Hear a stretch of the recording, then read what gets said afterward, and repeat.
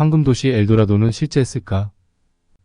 안녕하세요. 미스테리함 채널에 오신 것을 진심으로 환영합니다. 오늘의 영상은 아즈텍 문명의 황금도시 엘도라도는 실제했을까?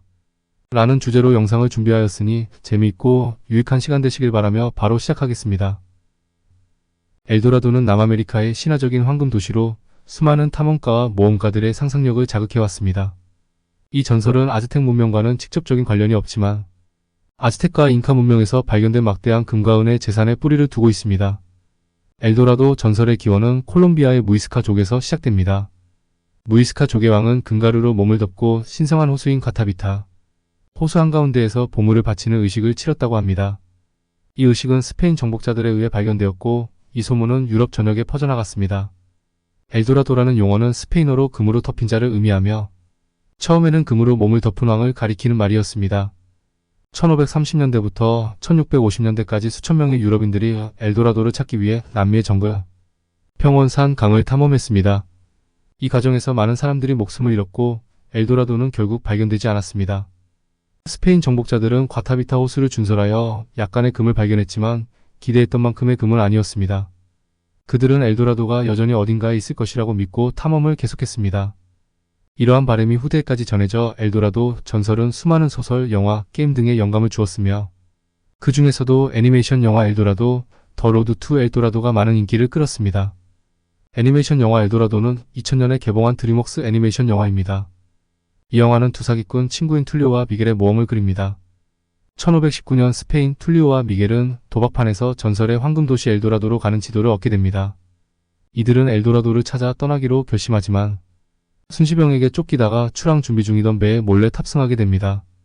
배에서 탈출한 후 그들은 결국 엘도라도에 도착하게 되고 그곳에서 다양한 모험을 겪게 됩니다. 이 영화는 엘튼 존이 작업한 OST로도 유명하며 그의 음악은 두 주인공의 모험을 더욱 실감나게 표현해줍니다. 영화는 유머와 감동을 적절히 섞어 어린이와 어른 모두에게 즐거움을 선사합니다. 엘도라도의 전설과 두 주인공의 우정, 그리고 그들이 겪는 모험을 통해 관객들은 황금도시의 신비와 매력을 느낄 수 있습니다. 엘도라도는 현실이든 아니든 그 자체로 많은 사람들에게 큰 영감을 주고 있습니다. 인류는 언제나 미지의 세계를 탐험하고 싶은 욕망을 가지고 있기 때문에 엘도라도 전설은 여전히 매력적인 이야기로 남아 있습니다. 엘도라도 전설은 인간의 탐욕과 모험 정신을 잘 보여주는 이야기입니다.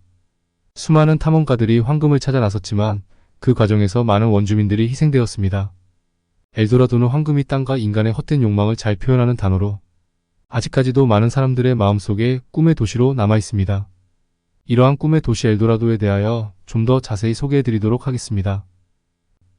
8세기경 2000명의 이슬람 군대가 이베리아 반도를 다스리던 서고트 왕국을 멸망시키고 714년 동안 지금의 스페인과 포르투갈 대부분 지역을 지배하였습니다. 이슬람 군대는 700년 동안 통치하면서 기독교인들과 끊임없이 전쟁을 벌였고 이베리아 반도는 각종 왕조들이 난립하는 상황이었습니다. 700년이 지나면서 이슬람 교도의 힘은 쇠퇴하였고 이베리아 반도의 끝자락에 있던 그라나다 왕국만 남게 되었습니다. 마침내 그라나다 왕국이 점령되면서 아랍인들을 몰아내고 이 땅의 주인이 되었습니다. 카스티아 왕국의 공주로 태어난 이사벨 1세는 이웃나라 아라곤 왕국의 페르난도 왕자와 결혼하여 두 나라가 협공하여 이슬람을 몰아내고 스페인 통일의 기반을 마련하였습니다. 참고로 이사벨 1세는 아메리카를 탐험한 콜럼버스를 지원한 여왕으로 유명합니다. 1504년 53세로 세상을 떠나면서 이사벨과 페르난도 사이의 혈통에서 손자인 카르 5세가 스페인을 통치하면서 스페인 통일의 시대가 되었습니다. 이 전쟁 과정에서 스페인 왕조는 많은 자금을 지출하였습니다. 의외로 아랍 통치를 무너뜨리고 얻은 황금은 별로 없었습니다. 정복 과정에서 이슬람 교도로부터 빼앗은 땅은 해당 귀족이 가지는 조건이었기 때문에 카스티아 왕국은 전쟁으로 인해 재정난을 겪고 있었습니다. 이렇게 왕국은 재정난에 빠져들고 자연스럽게 식민지나 무역, 황금 등의 유혹에 약해져 있을 때 콜럼버스가 마르코 폴로가 기록한 지붕까지 황금으로 덮여 있다는 섬, 지팡을 찾겠다고 하여 카스티아 왕조의 이사벨 여왕의 지원과 지지를 얻어 출항하게 되었습니다. 그리하여 1492년에 남미의 에스파냐 섬에 도착할 수 있었습니다. 콜럼버스는 4번에 걸친 항해 중에 끊임없이 황금을 찾았지만 그의 꿈은 실현되지 않았고 결국 실망 속에 세상을 떠났습니다. 자신이 굳게 믿던 인도 땅에 도착했지만 15년이 지난 후에 그곳은 인도가 아니라 아메리카라는 것이 밝혀졌습니다. 인디언이라는 이름도 인도라는 착각에서 유래된 이름입니다. 신대륙을 향해 제2, 제3의 콜럼버스들이 군인, 도둑 광신자 등 다양한 사람들이 모여 대항해 선단을 꾸리기 시작했습니다. 1511년 에스파냐 왕실은 콜럼버스의 아들인 디에고 콜론 제독에게 식민지 개척 업무를 총괄하게 하였고, 디에고 벨라스케스는 쿠바 정복과 통치 임무를 맡아 300명의 쿠바 정복 원정대를 꾸려 쉽게 정복하였습니다. 이렇게 쿠바를 아메리카 정복의 발판으로 삼아 멕시코에 버티고 있는 아즈텍 제국과 한판을 준비하는 과정에서 3차 탐험대에 아즈텍을 무너뜨린 코르테스가 합류하게 되었고, 나중에는 코르테스가 원정 대장이 되었습니다. 코르테스는 상관인 쿠바 식민지 제독인 디에고 벨라스케스의 명령을 받아 1519년 2월 10일 600명의 스페인인과 300명의 안티아스 원주민 피레마에 신문의 대포를 실은 배와 함께 유카탄 탐험에 나섰습니다. 나중에 아즈텍 제국에 모략질당한 주변의 원주민들과 합세하여 인구 500만의 아즈텍 제국을 무너뜨리고 황금을 탈취하여 멕시코 지역을 식민지로 만들었습니다. 이때 스페인은 독일과 프랑스, 네덜란드 등을 포함하는 신성로마 제국으로 성장하였습니다. 이런 과정을 거치면서 콜롬비아의 보고타 평원에 사는 무이스카족의 전설이 전 유럽을 휩쓸고 골드러시족들이 몰려들기 시작했습니다.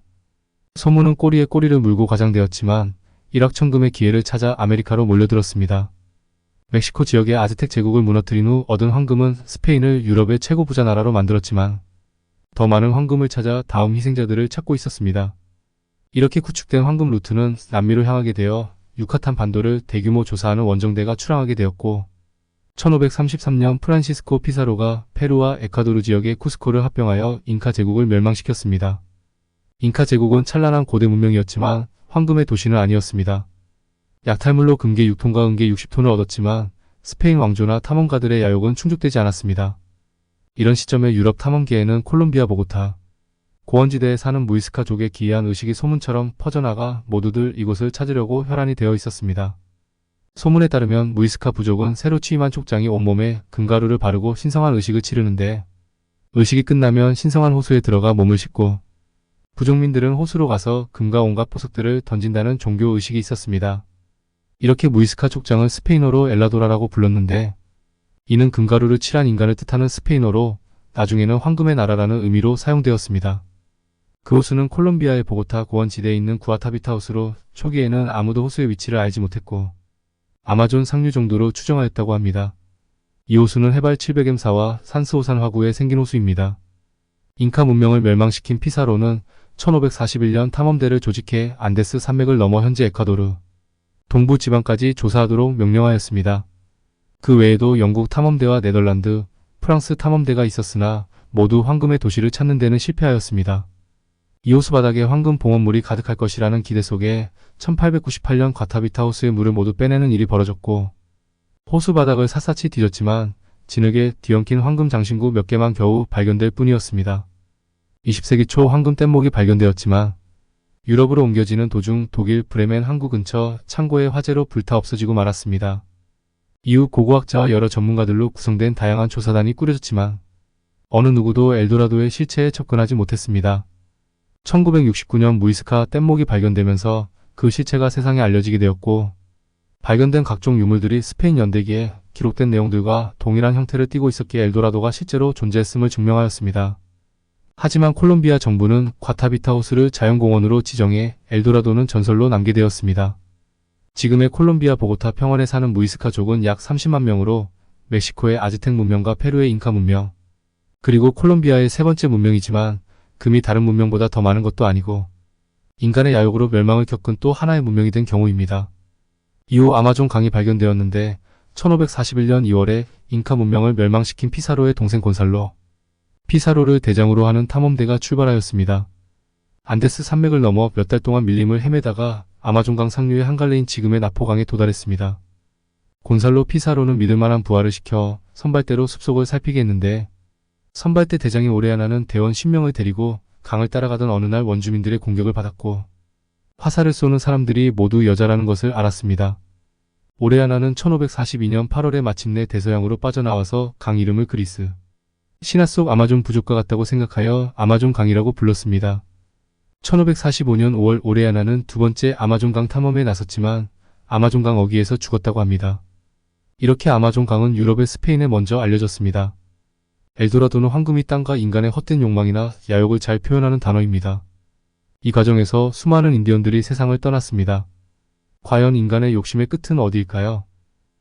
황금을 얻기 위한 수많은 원주민들의 죽음은 누구에게 보상받을 수 있을까요? 영화로도 만들어졌던 황금의 도시 엘도라도는 아직 명확하게 밝혀진 곳은 없지만 정말로 남겨진 흔적처럼 황금으로 산을 덮을 수 있을 만큼의 황금 도시일까요? 지금 시대는 잔디밭에서 바늘도 찾아낸다는 시대가 아닌가요? 그렇다면 번쩍번쩍할 황금 도시를 아직도 못 찾는단 말인가요? 언젠가 그 진실이 밝혀지겠지만 아직까지는 누구나의 마음속에 간직되어 꿈의 도시 황금의 도시를 꿈꿔보고 싶습니다. 오늘의 영상을 어떻게 보셨는지요? 좀 더 다양하고 재미있는 또 다른 영상을 준비하기 위한 좋아요, 구독 부탁드리며 지금까지 미스테리함이었습니다. 감사합니다.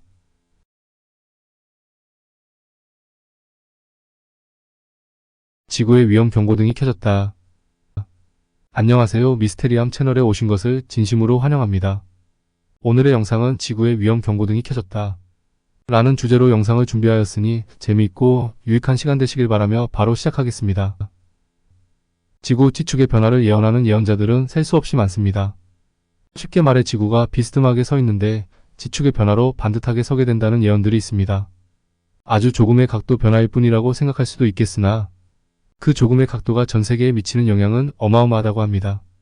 그래서 이번 편은 수많은 예언자들이 한결같이 말하는 지축 정립에 대하여 대표적인 예언가들의 예언 3가지를 준비하여 소개하도록 하겠습니다. 첫 번째, 에드가 케이시. 에드가 케이시는 미국이 낳은 20세기의 가장 위대한 예언가 중에서도 신비로운 예언자입니다. 그는 최면 상태에서 잠재의식으로 말하는 방식을 통해 수많은 불치병 환자들을 치유하는 기적을 일으켰으며 세계적인 대변동, 지진, 지구 전체 대이변 등에 대해서도 방대한 내용을 예언했습니다. 에드가 케이시는 현재 23.5도로 누워있는 지구의 축이 이동하게 된다는 예언을 매우 구체적으로 했습니다. 그는 지축이 바뀌면서 새로운 우주 질서가 일어난다는 예언을 했습니다. 극이 이동합니다. 극의 이동이 생길 때 새로운 사이클이 생깁니다. 이는 곧 재조정의 시기가 시작되는 것입니다. 라고 예언했는데 극이 이동하면서 새로운 사이클이 생긴다고 했습니다. 새로운 사이클이란 시간의 사이클을 의미하는 것으로 시간의 사이클이 재조정된다는 예언을 하고 있습니다. 참고로 지축이 바뀌면서 지금의 365일의 1년 시간 주기가 360일로 바뀌게 된다고 정력에 나와 있습니다. 극이 이동하는 충격으로 인한 지각 변동으로 지구상에 일어나는 일에 대해 이렇게 예언했습니다. 일본의 대부분은 바닷속으로 침몰하지 않을 수 없습니다. 로스앤젤레스, 샌프란시스코의 대부분은 뉴욕보다 훨씬 먼저 파괴될 것이며 미국의 동부 지역은 서부 지역이나 중앙 지역과 마찬가지로 혼란에 빠질 것입니다. 하여 바다 밑으로 침몰할 것입니다. 대서양과 태평양에 각각 육지가 나타날 것입니다. 그리고 많은 나라에서 현재 해안선으로 되어 있는 대부분의 지역이 해저가 될 것입니다. 등등 지구의 극이 이동하면서 지구상에 표현할 수 없는 엄청난 변화가 일어난다고 예언했습니다. 그러면 이러한 지축 이동은 언제 일어날까요? 이것 또한 에드가 케이시는 예언하고 있습니다. 현재 뉴욕주의 해안지대 혹은 뉴욕시 자체도 대부분 소멸될 것입니다. 그러나 이것은 다음 세대에 일어날 것입니다.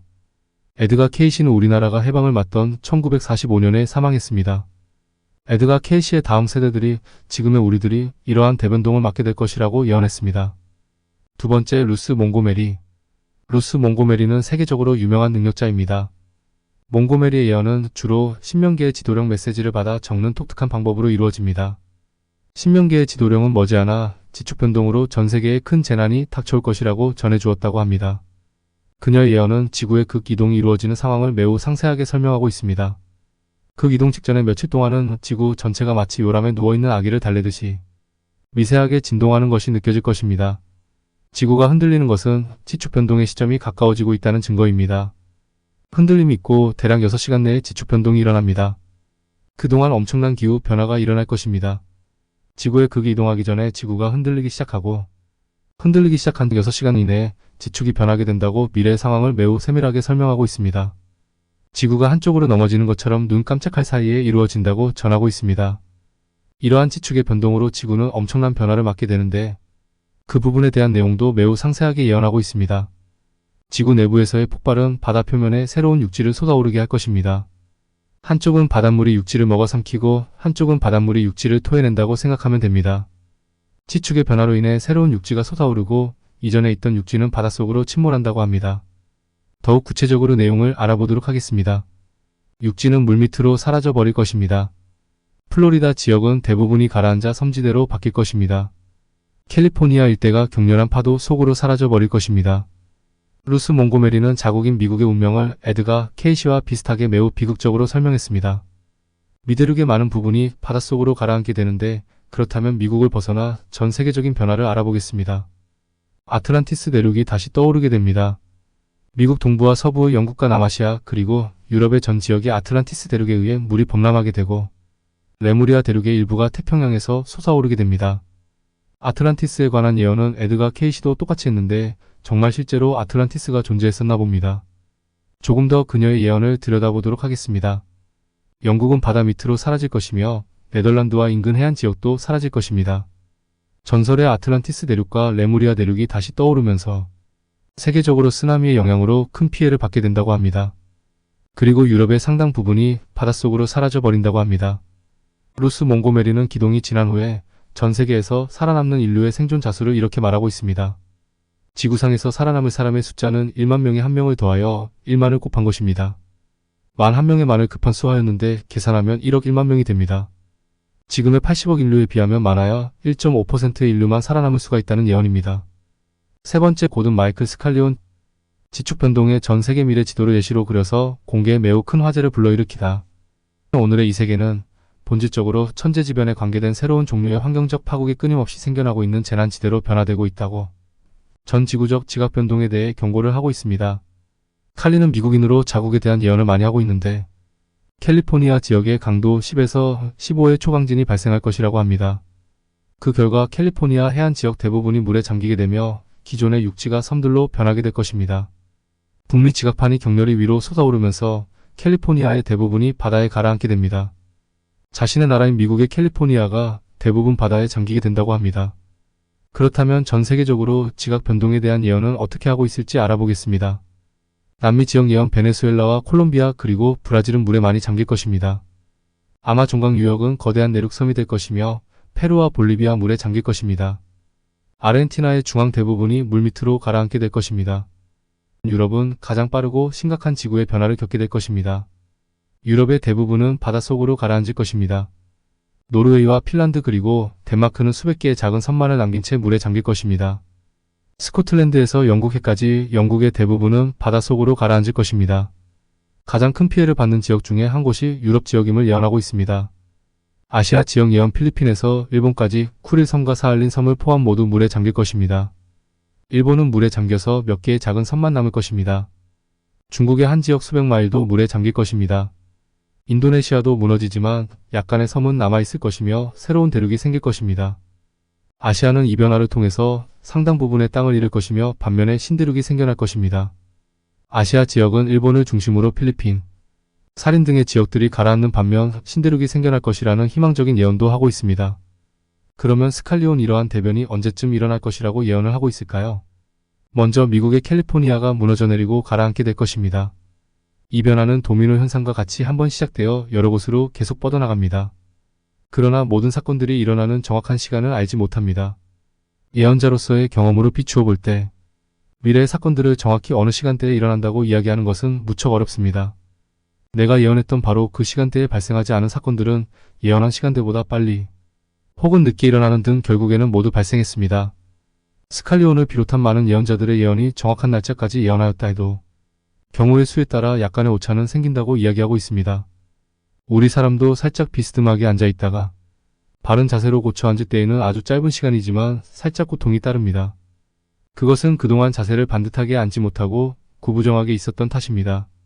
허리가 으스러지게 아프다든지 하는 잠깐의 고통이 따르듯 삐딱하게 앉아있던 몸을 바로잡게 되면 우리 인간이 느끼는 잠깐의 고통처럼 지구도 수많은 예언자들이 말하는 고통이 잠깐 나타나는 현상이 당연한 것이 아닐까 합니다. 오늘의 영상을 어떻게 보셨는지요? 좀 더 다양하고 재미있는 또 다른 영상을 준비하기 위한 좋아요, 구독 부탁드리며 지금까지 미스테리함이었습니다. 감사합니다.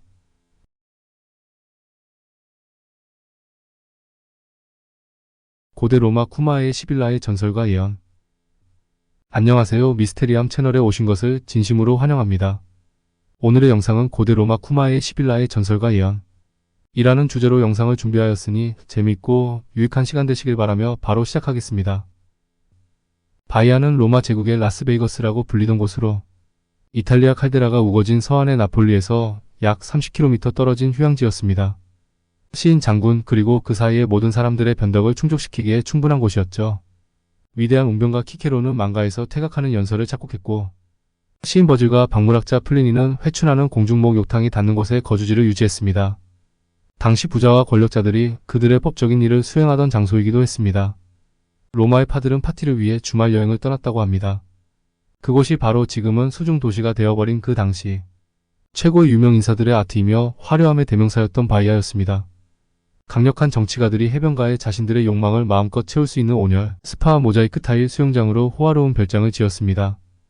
고대 로마의 바이아는 단순한 휴양지뿐만 아니라 신화와 전설이 깃든 신비로운 장소였습니다. 이곳은 고대 로마 귀족들의 휴양지로 유명했지만 동시에 심해 속지하, 세계로의 입구가 있다는 전설로 잘 알려져 있던 곳이기도 했습니다. 바이아에 깃들어 있는 전설 한 가지를 소개하겠습니다. 바이아는 고대 그리스와 로마 신화에서 미래를 예언하는 여성 시빌과 관련된 전설로 유명합니다. 시빌은 바이아 근처에 위치한 지하세계 입구를 지키며 죽은 자들의 영혼이 지나가는 곳에서 미래를 예언했다고 전해집니다. 시빌의 예언은 단순한 미래 예측을 넘어서 고대 그리스와 로마 사회에서 신성한 지침으로 여겨졌습니다. 특히 쿠마의 시빌은 그녀의 예언을 통해 로마의 운명을 예고했으며 이는 로마인들에게 큰 영향을 미쳤습니다. 쿠마의 시빌은 로마 왕국의 마지막 왕 루키우스 타르퀴니우스에게 예언서를 바쳤다고 전해집니다.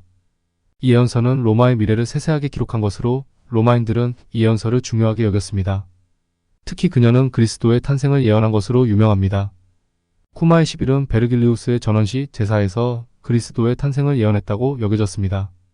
전설에 따르면 시빌은 아폴로로부터 영원히 살 수 있는 능력을 부여받았지만 영원히 젊을 수 있는 능력은 받지 못해 수세기 동안 늙어갔다고 합니다. 쿠마의 11일 로마 왕국의 마지막 왕인 루키우스 타르퀴니우스 스페르부스를 찾아가 예언서 9권을 바치며 막대한 돈을 지불하라고 요구했습니다. 타르퀴니우스는 웬 볼품없는 노파가 터무니없는 가격에 형편없는 책을 팔려고 한다며 거부했습니다. 그러자 11은 3권을 불태우고 나머지 6권을 같은 가격에 사라고 요구했습니다. 타르퀴니우스가 이번에도 거부하자 11은 또다시 3권을 불태운 뒤 마지막 3권을 같은 가격에 사라고 권했습니다. 타르퀴니우스는 그제야 그 책의 중요성을 깨닫고 3권을 원래 가격에 사기로 했습니다. 그는 이 책들을 로마로 가져가서 유피테르 신전 아래에 있는 지하실 석관에 보관하고 안 좋은 일이 생기거나 중대한 결정을 내려야 하는 상황이 오면 그 책을 열람했다고 합니다. 타르퀴니우스 혁명으로 축출되면서 왕정이 폐지되고 공화정이 들어선 후에도 10일의 예언서는 귀한 대접을 받았습니다. 처음에는 귀족 2명이 예언서 관리를 맡았고 기원전 367년에는 귀족과 평민각 5명씩으로 구성된 군의 벼슬아치들이 예언서를 관리했습니다. 이들은 대체로 전직 집정관이나 전직 무관이었습니다. 그들은 평생 이 직책을 맡았고 다른 모든 공직에서 면제되었습니다. 또한 예언서들을 철저히 안전하게 보관하고 책의 전반적인 내용에 대해 평생 비밀을 지켜야 했습니다. 그들은 원로원의 명령이 내려지면 유피테르 신전 지하실 석관에 보관된 예언서를 살펴보고 특정 문구를 찾아내서 원로원에 알리는 역할을 수행했습니다. 로마인들은 전염병이 창궐하거나 자연재해가 발생하거나 전쟁에서 패하는 등 국난에 처할 때마다 예언서를 살펴보고 그 사건에 가장 적합한 예언을 찾고 이를 해결하는 정책에 반영했습니다. 고대 기록에는 로마 정부가 예언서에 따라 정책을 집행한 수많은 사례가 열거되어 있습니다. 기원전 390년 알리아 전투 패전으로 로마가 트인 게 짓밟힌 뒤 독재관 마르쿠스 퓨리우스 카밀루스는 신전을 재건하고 정화를 실시하는 절차를 어떻게 수행할지 알아보기 위해 10일의 예언서를 참고했습니다. 기원전 218년 겨울 한니발 바르카가 이끄는 카르타고 군이 트레비아 전투에서 로마군을 상대로 완승을 거두자 로마인들은 10일의 예언서에 따라 대규모 희생제를 치렀습니다. 그럼에도 한니발이 연이은 승리를 거둔 끝에 기원전 216년 칸나이 전투에서 7만에 달하는 로마군을 괴멸시키자 원로원은 예언서에서 인간을 희생제물로 삼으라는 예언을 발견하고 그리스인 2명과 갈리아인 남녀 2명, 총 4명을 포름에 생매장했습니다. 기원전 205년에는 예언서에서 신들의 어머니를 로마로 데려온다면 낯선 사람이 이탈리아에서 추방될 것이다 라는 예언이 발견되었습니다. 이에 원로원은 키벨레 상석을 프리기아에서 모셔오기로 했고 기원전 204년 마르쿠스 발레리우스 라입이 주관하에 상석이 로마로 옮겨져 승리의 신전에 놓여지고 특별 경기가 개최되었습니다. 이후에도 재난이 닥치거나 국가의 중대한 결정을 내릴 때마다 고대 시빌라 예언서는 라의 내전이 진행되던 기원전 83년 로마에서 발생한 화재로 소실되었습니다. 이에 원로원은 사모스, 시칠리아, 에트루리아, 아프리카 등 각지 사원들의 사절들을 보내 시빌라가 남겼다는 예언서들을 가져오게 했습니다. 이후 각지에서 모인 예언들의 진위 여부를 판별한 뒤 기원전 76년 푸블리우스 비니우스 마르쿠스, 오타스 루키우스 발리우스 등이 약 1000권에 달하는 예언서를 편찬했고 퀸투스 크리누스가 승인하여 새 예언서로 확정한 뒤 재건된 유피테르 신전 지하실 석관에 보관하였습니다. 기원전 57년 알렉산드리아 시민들에게 추방된 이집트 파라오 프톨레마이오스 12세가 원로원에 자신을 파라오 지위에 복귀시켜달라고 요청했습니다.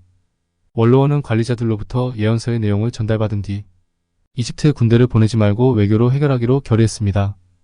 그러나 시리아 총독 아울루스 가비니우스는 프톨레마이오스 12세로부터 뇌물을 받고 기원전 55년 이집트로 쳐들어가 알렉산드리아를 접수한 뒤 프톨레마이오스 12세를 복귀시켰습니다. 그런데 기원전 54년 티베르 강이 범람하면서 로마시가 피해를 입자 로마인들은 이를 신이 천벌을 내린 것이라 여기고 가비니우스를 신성모독 혐의로 재판에 회부했습니다. 하지만 가비니우스는 폼페이우스와 율리우스 카이사르의 지원 덕분에 무죄 선고를 받았습니다. 기원전 44년 초 로마 전역에 오직 왕만이 파르티아인을 물리칠 수 있다는 예언이 시빌라서에서 발견되었다는 소문이 떠돌았습니다. 이에 많은 이들이 파르티아 원정을 행하려는 율리우스 카이사르의 의도를 의심했습니다. 예언서 관리자 중 한 사람이었던 루키우스 코타가 카이사르의 원정 시작 직전에 개최될 3월 15일 원로회 때 예언서 내용을 보고할 예정이었지만 율리우스 카이사르의 암살 사건이 벌어지면서 무산되었습니다. 기원전 18년 아우구스투스의 명령으로 시빌라 예언서의 재편 작업이 이루어졌고 기원전 12년 마르쿠스 아이밀리우스 레피두스 사망으로 폰티펙스 막시무스가 된 아우구스투스의 지시에 따라 시빌라의 예언서를 제외한 모든 예언서가 불태워지고 시빌라의 예언서는 팔라티노 언덕의 아폴로 신전 아래 금박 상자 2개에 보관되었습니다. 서기 64년 로마 대화제 이후에도 네로가 예언서를 접한 뒤 여러 신전에 제물을 바치는 등 로마의 역사 내내 시빌라 예언서는 매우 존중받았습니다. 그러나 363년 율리아누스의 페르시아 원정 때 열람했음을 끝으로 더 이상 로마 정부에게 존중받는 대상이 아니었습니다.